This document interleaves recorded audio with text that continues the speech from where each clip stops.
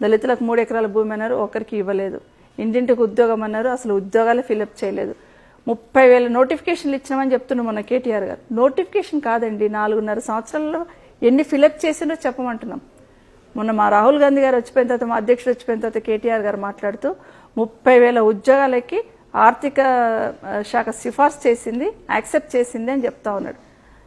సిగ్గుపడాలి అట్లా చెప్తున్నందుకు. ఎందుకంటే 4.5 సంవత్సరాలలో ఎన్ని ఫిలప్ చేశారని మేము అడుగుతున్నాం. ఇప్పుడు ఇంకా మేము ఆమోదించామని చెప్తా ఉన్నారు. ఇక్కడ ఫెయిల్యూర్ అయిపోయారు. డబుల్ బెడ్రూమ్ ఇల్లు అన్నారు, ఎక్కడ కట్టారని అక్కడ ఫెయిల్యూర్ అయిపోయారు. ఈరోజు అన్ని కులాల వాళ్ళని చాలా తెలివిగా విభజించాడు.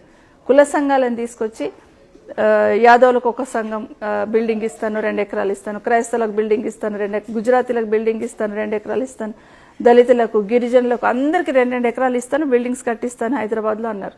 చాలా సంతోషపడ్డారు. ఎక్కడండి ఒక బిల్డింగ్ కంప్లీట్ అయిందా? బట్ సక్సెస్ఫుల్గా విడదీసే ప్రయత్నం చేస్తున్నాడు. ఇవన్నీ కూడా ప్రజలు ఇప్పుడు గమనించున్నారు.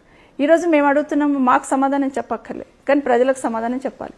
ఎప్పుడు వస్తుందా, ఎప్పుడు ఈ రాష్ట్రాన్ని బట్టిన శని వదులుతుందా అనేది ప్రజలు ఎదురు చూస్తూ ఉన్నారు. 6 నెలల తర్వాత వచ్చేది 6 నెలల ముందు వచ్చిందని సంతోషపడ్డారు.